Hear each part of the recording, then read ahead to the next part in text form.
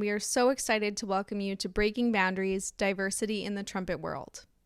Hi everyone, my name is Kate Amrine and I am a trumpet player and educator based in New York City.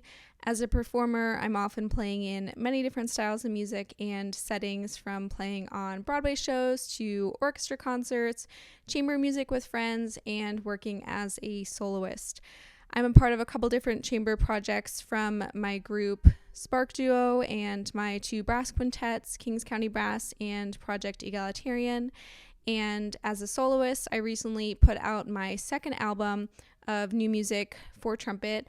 It came out early last year in 2020, and it was new music for trumpet inspired by politics and social concepts. And my first album was new music for trumpet by women composers, of which I put a couple of my own compositions on the album as well. I love commissioning new works and working with composers. I love bringing attention to undiscovered works and especially works for trumpet by underrepresented composers. And I am so grateful that I have these groups and, my own personal projects where I can explore those avenues as well. As an educator, I teach students of all ages. I have trumpet students in elementary school, middle school, high school, and some college students at New York University. During the pandemic, I've been super fortunate to be traveling virtually online to a bunch of different colleges to give master classes on trumpet and on designing your career in music, which is something that I'm really passionate about, because I believe that the more we can help students and other young people really think about what they're interested in and focus on, how to get there, I think the whole music world is going to be in a better place. And in terms of community, I'm really excited that ITG is online this year.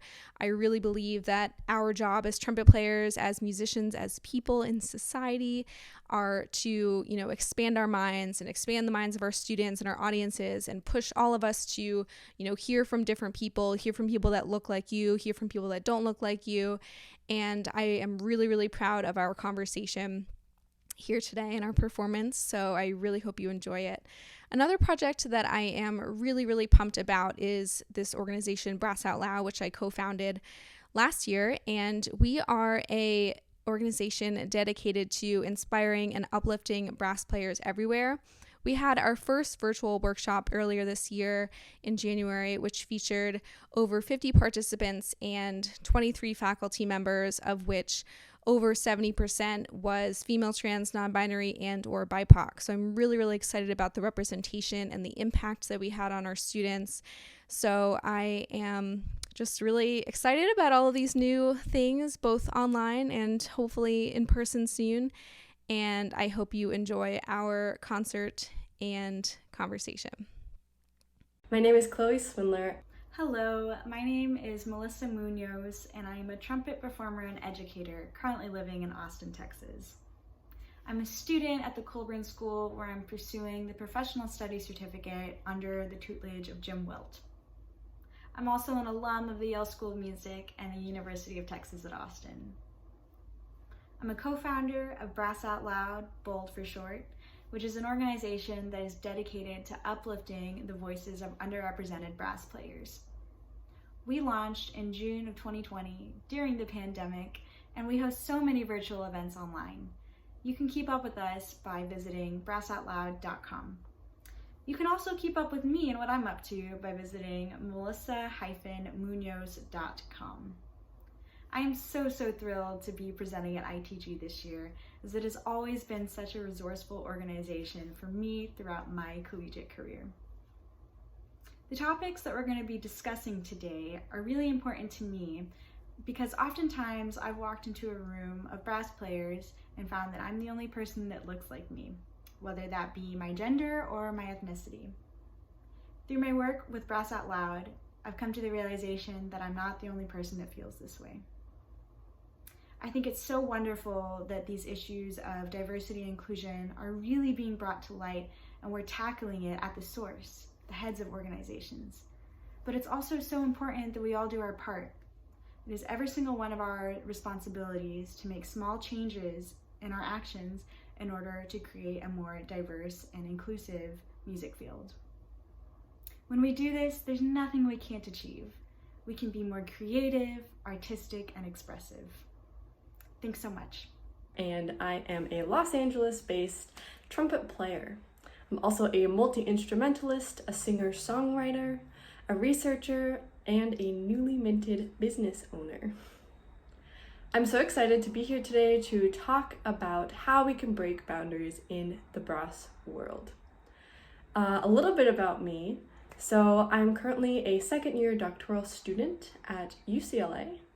I am an associate artist with the Rodney Marsalis Philadelphia Big Brass, which has been a great opportunity for me to learn what life out on the road looks like. Right now, my research revolves around compositions for trumpet by Black composers.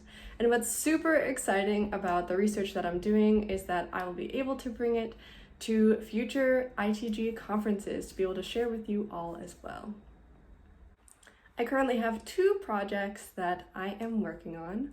One is called the Common Ground Series, which is at the Common Ground Series. The Facebook page is currently live, where I have about 5 or 6 conversations with different groups of people within the music community, where the first panel we had was a response to the killing of George Floyd in 2020. And so I gathered Black artists together to talk about our reactions, how we were processing it. And from that series now, there have been several movements of changes that are actually happening in the brass world as a result of that. So we'll see some of the ripples of that over the next few years.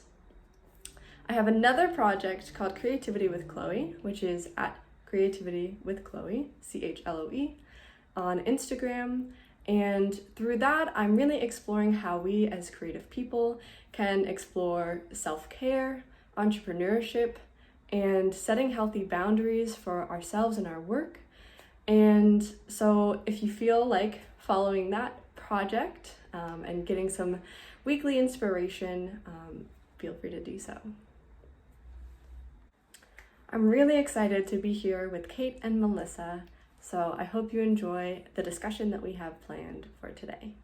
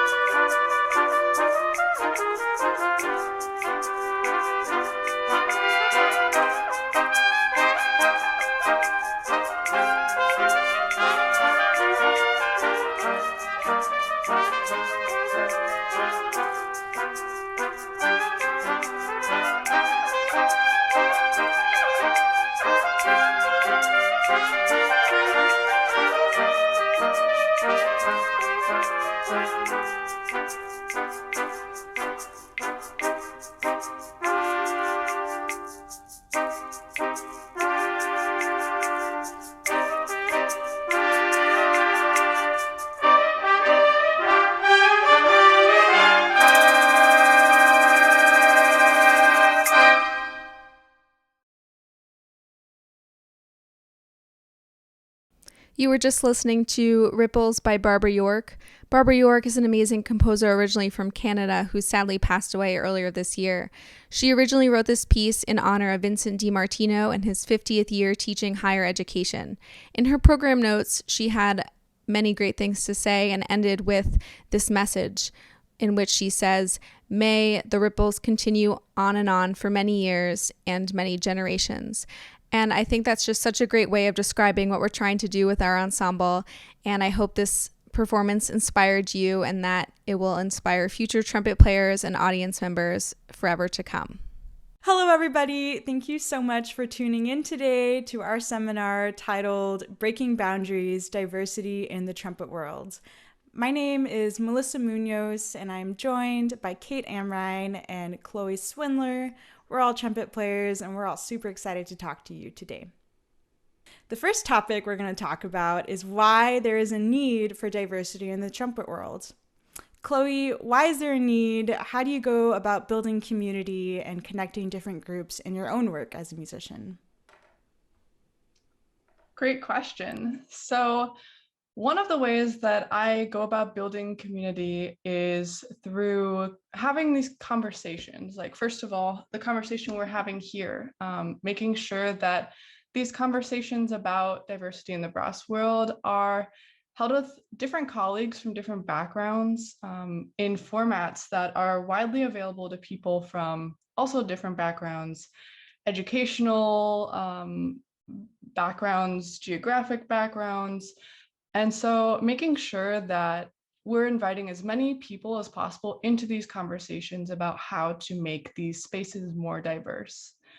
And so one of the ways that I've been able to do that is through a conversation series that I host called the Common Ground series.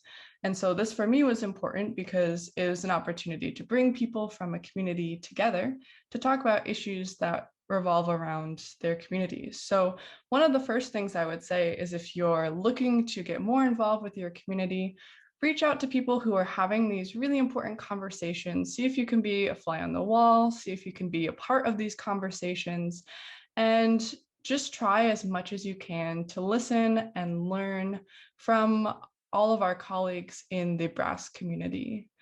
So one of the things that's important is to recognize, one, how our field exists right now as brass players. And that is that at the moment, it is a very male-dominated field. And so as people who are underrepresented within the field from different genders to ethnicities to socioeconomic backgrounds, there's a lot that we can do as well within our brass community to widen our scope of people who are involved in these conversations, whose music we're performing, who we're inviting to be a part of our ensembles, who we are interviewing to be faculty members for our universities and music school programs. So there's a lot to still be done in terms of diversifying the community that we have as brass players.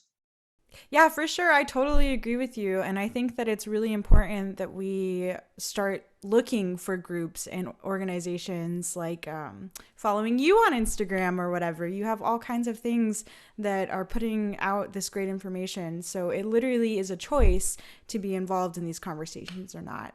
And so I think that it's a choice that we have to actively make. It's not just going to come to us. That's right. And I think embedded in that as well, one of the big things I talk about a lot is it's not simply enough to be invited into a space. A lot of times when we have these conversations revolving around especially diversity, equity, and inclusion, we're focused sometimes on just bringing these people into the space, making sure they have access to be able to get in through the door. And then we at times don't focus enough on the second part of it, which is making sure that once we're in the door, once we're inside of the room or in the building, in the music program, in the ensemble, in the classroom, whatever it is, that we feel like we can take up space and that we're not being invited into a space that's not our own. So one of the most important things that revolves around, diversifying our brass world is making sure we're not only inviting people into this space, but letting them know that they can take up space and that this is their own creative space that they are fostering, building, and being leaders in as well. I love that.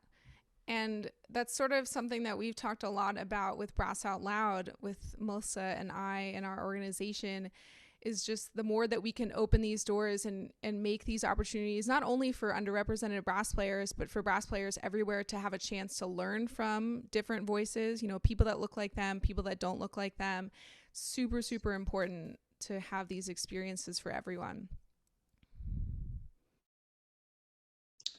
So one of the most important things that we can do to diversify the brass community is to commission new works. And Kate, I've been following you for a long time. I'm so happy that we're friends and colleagues. And one thing that I really admire about you and your career and what you're doing for the brass community is that you've been commissioning works for trumpet. So can you talk a little bit about how to commission works and how that process really plays out. For sure, and thank you. So the first thing I want to answer is why we should even commission new works in the first place. I think there, obviously there's so much great repertoire out there already. We see it in orchestras, most of whom actually have been prioritizing music by dead white men, people like Beethoven and Mozart. We're seeing really great repertoire in trumpet recitals with people programming Haydn and Hummel and Tomasi. And obviously, I'm not saying there's anything wrong with these big gems of the repertoire kinds of pieces, but by only programming these works, we're sending messages to our audiences. And I think if you stop and ponder, what messages these might be, that you might not actually like what these are implying. So for me, when I go to a concert and the people on stage are only programming, this kind of music by dead white men or by a certain other group, it tells me that they didn't bother to do any research. They didn't bother to find any music that fits their concert theme by a women composer or by a trans composer or by a BIPOC composer. And that they just didn't feel like finding music that would be more representative of what our audiences actually look like. And that's a pretty big thing. And I never want to be, associated with something like that. And I never want my students to do that as well. And this really applies for any kind of concert, whether you're playing an orchestra concert or a trumpet recital or a children's concert, there are people in the audience, maybe future composers or future musicians. And if they're listening to you on stage and you're basically saying with your programming that only men write music or only white men write music, then that person who might have wanted to go into music and be a composer or be a performer is saying, oh, this space isn't for me. I don't belong here. Or that space isn't welcoming to someone who looks like me. So that's sort of, why I think it's really important to commission composers. And also, it's just that our audience and our performers now are so much more diverse than they have been before. And obviously, this is such a good thing. But yeah, I just really believe that it's important to make sure our repertoire choices are representative of the diversity of the community.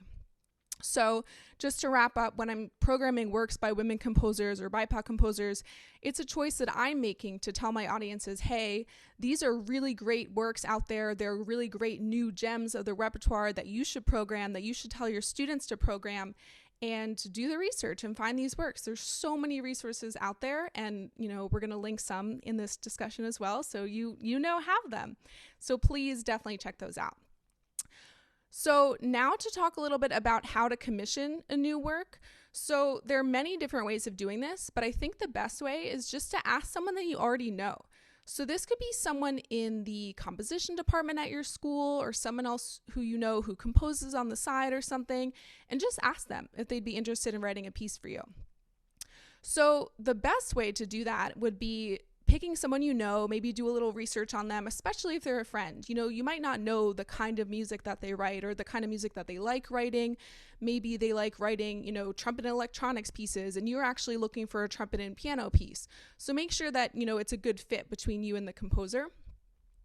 And then also, when you ask them to write a piece for you, don't just say, oh, whatever you write is fine with me. You're not going to necessarily get something that you're happy with. It should be more like, okay, I've done research in you as a composer. I know the kinds of things that you write, and I'm looking for a 5-minute lyrical piece for trumpet and piano.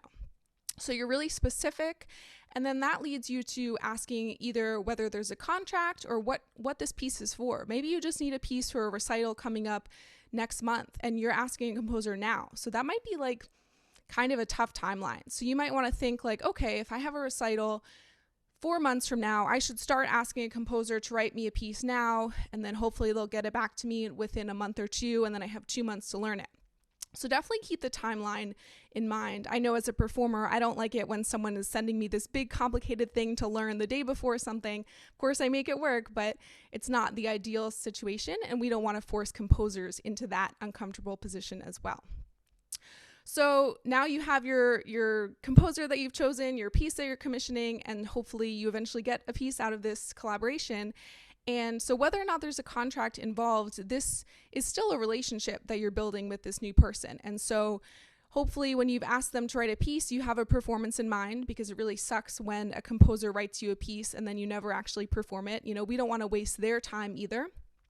So you have some performances in mind. And maybe ideally, you have more than one performance in mind, because it's really, really great if you're going to go through all the trouble to get a new work, into the trumpet repertoire, into the brass community, whether or not it's by an underrepresented composer at all. If it's a really great piece, we want it out there in the world. Other people want to play it, and hopefully you want other people to play it too, because you went through the work of, developing it with this composer. So perform it as much as possible. Tell your colleagues to perform it. Get it listed on other people's, lists of trumpet repertoire so other people can find it. Submit it to ITG or, other conferences as a chance to perform it. And, hopefully by commissioning all of these new pieces, we're all creating a new repertoire for trumpet that is then, much more diverse, much more interesting, and just not as boring as doing all of the same old pieces. So well said. So in terms of this process of commissioning and increasing visibility for diversity in the brass world, Kate, I know you also have a great online resource called Brass Chicks. Can you talk a little bit about that as well and the mission behind it? For sure. So it originally started with my friend Rebecca Epstein-Boley, and she put together this blog of just interviews. We contacted so many different female trumpet players, brass players of all instruments, and we just asked them, a series of interview questions, and it was all written because it was a blog. And this was several years ago, so there weren't as many, Facebook Lives and things on YouTube at that point. So it was really nice to have it in a blog. And it was also really great because we were able to connect with so many different brass players all across the world, and so many people who have different careers. And I think that was a really big thing that I really loved prioritizing with the blog, was that we didn't just have, orchestra musicians or freelancers or people who are trumpet professors or, groups like this. We had people who were arts administrators and also brass players. We had band teachers. We had so many different other careers in, the brass world, in the trumpet world, for people that weren't just like performers or educators. But another really fun aspect of the blog that we started was this thing called 5 Things Friday. And we had posts from members of the community who picked something that they wanted to write about and then separated it into 5 things. And so we had some really great posts on like practice tips and new repertoire for trumpet and, recordings that people admired, like 5 recordings by women composers or different brass quintets. And it was just a really great place where, people of all ages, actually we had someone I think who was in middle school write a post for us.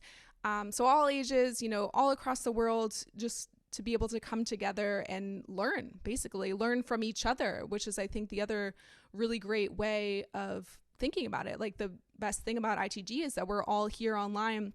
People of all ages all over the world are able to watch these videos now and to learn from each other. So definitely check out Brass Chicks if you're wanting some more information as well. Yeah, and I think that's really the beauty of social media and us all being technologically connected these days, is if you want to connect with somebody, whether it's a composer or whether it's another trumpet player that looks like you can totally do that. I recently got some really solid advice about performing and reaching out to mentors. People are always willing to give you their time if you ask for it. So the first step is just asking. So I really love what you said about all that, Kate. Thank you. So now we're going to pass the hat over to you, Melissa. So I'm wondering a little bit about what your experience as a student and a teacher has been and why you care about diversity in the trumpet world. Maybe a little bit about what your students are experiencing, our organization, Brass Out Loud, and just why all of this stuff matters to you. That is such a great question, Kate. And I think that being on both sides of education in the music world is really valuable. So if you're not teaching yet, I definitely recommend that you go out, get you some students. It's not that easy, of course. There are some steps you have to take, but it's super, super valuable. And I always find that I learn so much more from my students than I really expected. So I'm just going to talk a little bit about my experience growing up in Texas bands as a student. I wasn't really thinking about being a minority trumpet player. That never really crossed my mind until my freshman year of high school, I think, is when this happened. My band director told me in front of my entire jazz band that I could never be a lead player because I'm a girl, And that was really the first time that I became aware that I was the minority in the section. And I think that that's true for a lot of young players. They don't really realize it until something negatively impacts them in that sort of way. And these are things that you carry with you for a long time. So, I went throughout high school, still not really thinking too much about this. And then when I got to college, that's kind of when I started realizing what my identity was and how that made me different. And I am very fortunate that I've had mentors who have been accommodating for me and who have really tried to uplift me. My teacher, Jim Wilt, is really, really good about this. He makes sure to bring in lots of people from diverse backgrounds to talk to our studio. So that's where I'm coming from. When I switch the roles and think about myself as a teacher, there are a lot of things that I try to do in order to make my students, number one, feel safe, and number two, feel heard. So as a teacher, my students are required to listen to trumpet players and brass musicians from all different backgrounds. So ethnicities, genders, countries, you name it. This past week, for example, my student was assigned to listen to trumpet players and figure out who his favorite trumpet players are. And he comes in and he did his homework and he says, Maurice Andre and two other white cis male trumpet players, which is fine. And I was like, this is so great that you did your homework, but now I'm going to introduce you to a bunch of other trumpet players that don't look like them, and they're equally as great. And this is not something that needs to be awkward. I think that it's important that you introduce your students to trumpet players and brass musicians who are different and don't fall within the typical canon. And it's not a waste of time to take time out of your lessons in order to do this. The next thing that I will say about that is that it can be very difficult, Kate mentioned this actually, to aspire to be a trumpet player whenever there is nobody who looks like you who's doing the thing. This is why I really, really try to recruit Hispanic trumpet player students, because I think that it's really good that they see me doing it. And this goes for every single female trumpet student that I have as well. Another topic that we need to make sure that we're talking about with our students is actively being anti-racist. This is something that I wasn't talking about when I was a student, and my teachers never really talked about with me. But this is something that ever since our Brass Out Loud workshop, where we had an entire panel discussion about it, I've been actively trying to make my students aware of the issues. That way they're not blindsided whenever this topic comes up. Being a trumpet teacher is so much more than just teaching them how to play long tones or how to do lip flexibilities. It's also about teaching them how to be a good person and a functioning person in society. My teachers always encouraged me to be a good person, so this is a value that I really try to put onto my students. So I'm going to close this question with a couple of questions that you can ask yourself as a teacher. Am I exposing my students to a wide variety of music played by musicians of vastly different backgrounds? If the answer is no, that's okay. All you have to do is start doing that. Another question I have is, what kind of repertoire can I give my students in addition to the standards? There are so many resources. I'm going to plug Brass Out Loud here. You can visit our website. We have a resources tab where you can find music and method books that are written by diverse composers. And finally, does my student feel heard? And this is in regards to how they fit into the music scene. Yes, it's important that they get better at the trumpet, but it's also important that they feel safe and comfortable with you. I will also plug Brass Out Loud once more. We have a virtual workshop that's going to be meeting in 2022. We always have such a great diverse faculty, and I think it's such a beautiful thing for students to witness. So please check it out. I love what you said, Melissa. And part of what you said made me think of my time at Yale, where you also did your Master of Music, where I was a teaching artist and I had an almost exclusively all Black female trumpet studio of middle school students. And when it was Black History Month, when there were things going on in more relevant US news relating to, the Black community, I made sure to make space for us to be able to talk about that.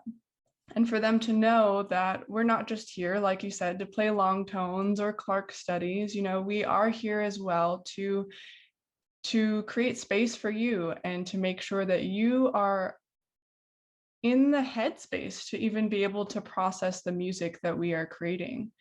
And so one thing that I would challenge everyone to do, it's not just our job to have these conversations with our diverse students.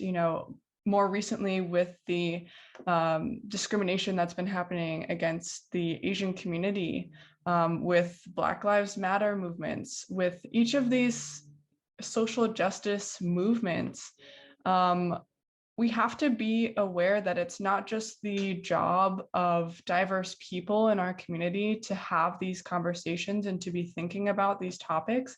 It's all of our jobs. So as allies, as people who stand in solidarity with our colleagues, it's all of our jobs to make sure we're educated and knowing how to have these conversations, that we are coming prepared and open to the fact that other people aren't going to have the same opinions as us when we talk about these things, just because of their background, because of where they're coming from, and being open to exploring possibilities of where these conversations can lead, how they can affect your curriculum, how they can affect the repertoire that you play and perform and share with your students. So making sure that we all are taking up the role that we have as educators, as performers, to do this diversity work is super important. Yeah, Chloe, for sure. I totally agree with everything you're saying. And I think that it's really important that we meet people where they're at and we meet them in the middle. So you don't have to go in guns blazing, trying to hurt somebody, but just meet them in somewhere that they can also understand. So I think that if we're all trying to make beautiful music together, well, we can't do that unless we're all comfortable in the space together. And that is such a great place to start and keep going with these conversations. I totally agree. And one of the most important things that I've been able to use as a resource over the last year is that here at UCLA, where I am a doctoral student, we just started an anti-racism action committee. And part of that, as one of the co-chairs, I have also started a weekly anti-racism mindfulness hour where people can show up. It's an open Zoom room, so people from the School of Music community can show up. And I've been picking topics like discussing colorism, discussing how to come aware of what backgrounds your students have and how that might be different from you as a professor or as their colleague.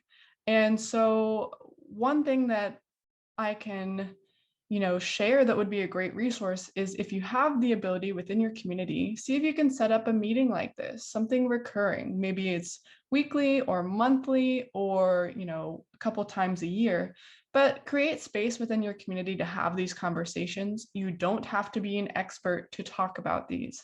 Making sure that you can at least create the space so that people can come and feel comfortable talking through it, working through it with their community is super important. I love that, Chloe. And it's a perfect transition into our action steps section of today's conversation. So definitely something huge to think about of creating these spaces in your communities. And there's also many online spaces as well, some of which we've talked about already, including Brass Out Loud. There's also the Female Trans Non-Binary Facebook group, which is a really great space if you are someone in any of those categories, where people can support each other and connect, people of all ages. And it's just a great place to ask for advice and to provide support for other people in the brass community. And another thing that I think is important to mention that we've talked a little bit about already is to just find new music. Find new music by diverse composers. It doesn't have to be something that you're commissioning. Honestly, we can all just look at, the three of us. We're all playing music by diverse composers. Look at, 10 other trumpet players who we all play with, on a daily basis. Look at your other teachers. Look at the other people you're seeing on Instagram, on Facebook, on YouTube. There's so many resources out there right now.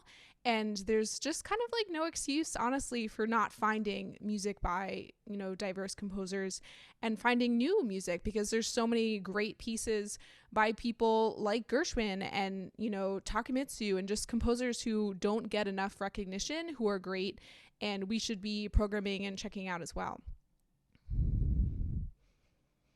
Yeah, absolutely. Totally agree. With the internet, literally there's no excuse. It's a choice.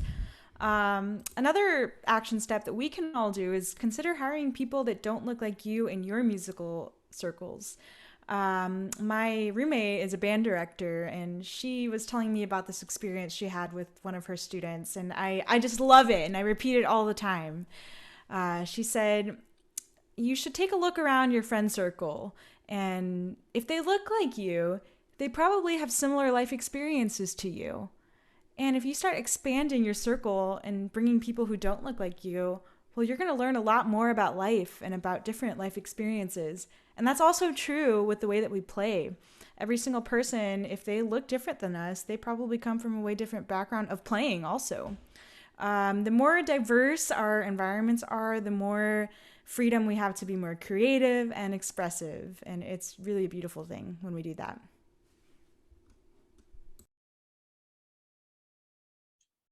I love that. And I think also another, action step that we can take is to create space so that people from these diverse backgrounds can have power within your organization, within the structuring of what you're doing, so that we're, as I mentioned before, not just inviting these people in, but making sure that they have a say in how the community events will play out, or they have a say in what the program for your concert will look like. Making sure that people who are making actions and creating content, making sure they also have access to be able to have a say in the final, efforts for putting together what you're creating, so that it's not created in an insulated way without people from these diverse backgrounds.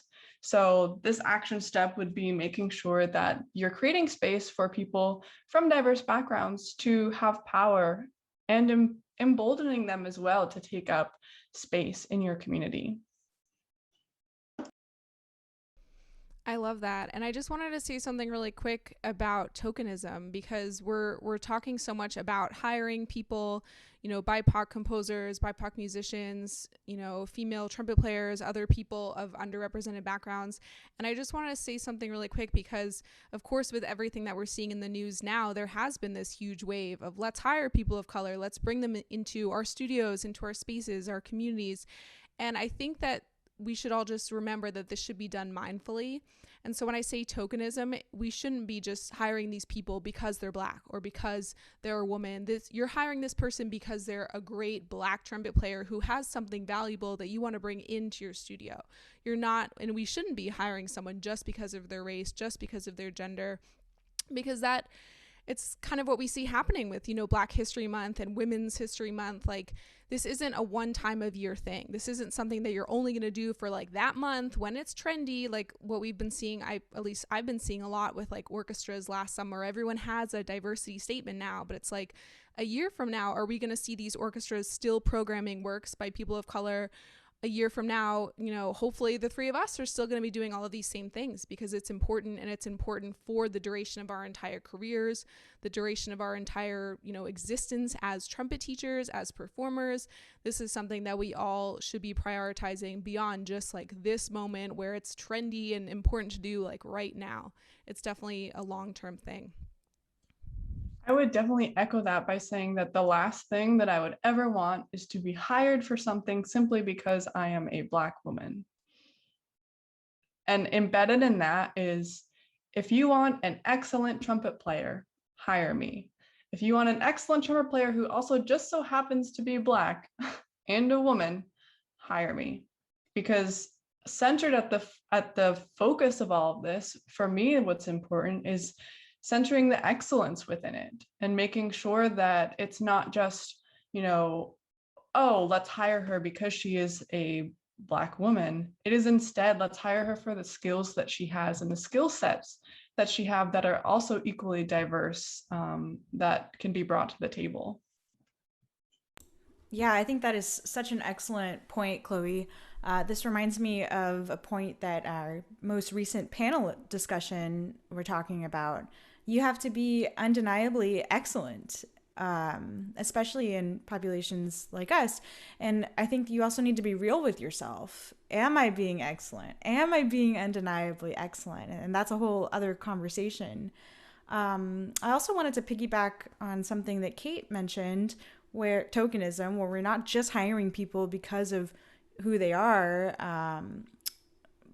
The days of that is over. Chanel Crislow brought this up during our Brass Out Loud workshop. There is a difference between equality and equity. Okay, let's say now we have a diverse room. It's time to get the equity part up. And a really great cartoon that I always allude to whenever I think about this is there are two people picking apples, right? One person is closer to the tree. They're on a ladder. They're picking it. Another person is on that same ladder, but the tree is further up. And so equity means giving that person a bigger ladder so that they can also pick that apple. So I think that's something that's really important. The last point that I will put out for our action steps, of course, this is not the end of what you can do, but it's the last one here that we have listed, is to show your students and colleagues what the community actually looks like. Rodney Marsalis said something so beautiful. His ideal brass community is like walking out into New York City and just seeing so many different kinds of people. And that is what our community does look like, and that is what we should showcase too. Definitely. I'm so glad that the three of us were able to talk today about all of these really, really important issues. I hope everyone enjoyed the first half of our performance. And thank you so much to JC and everyone here at ITG for making this possible for us. The next and final piece that you will be hearing today is a transcription of Tchaikovsky's Dance of the Jesters by Marcus Grant. So this piece is incredible. It was an incredible challenge to record. I know I can only speak for myself and not my colleagues who join us on this piece, but this was a challenge. Marcus Grant did an amazing job with this arrangement, which the instrumentation ranges from piccolo to bass trumpet. So part of what's exciting about this piece is that it's become a staple of wind band literature. So it's great to have this piece be reimagined for trumpet ensemble. So here is Dance of the Jesters by Tchaikovsky, arranged by Marcus Grant.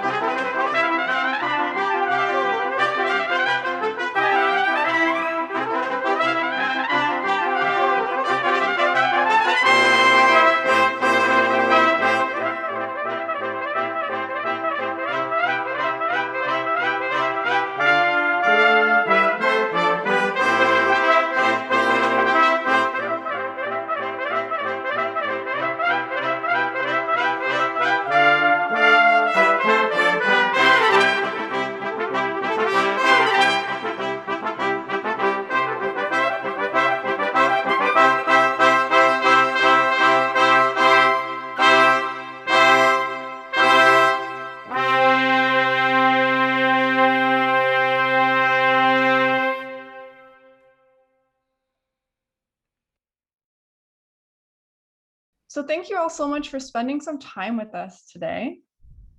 We want to give a special shout out as well to all of the performers who recorded with us for Dance of the Jesters and for Ripples.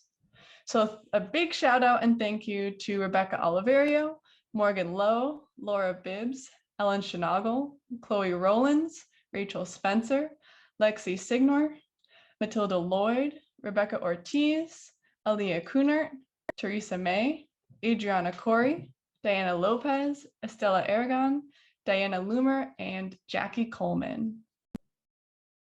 Thank you all so much for spending some time with us today, and we hope that our presentation inspires you to help create more space for underrepresented and diverse people within our brass community.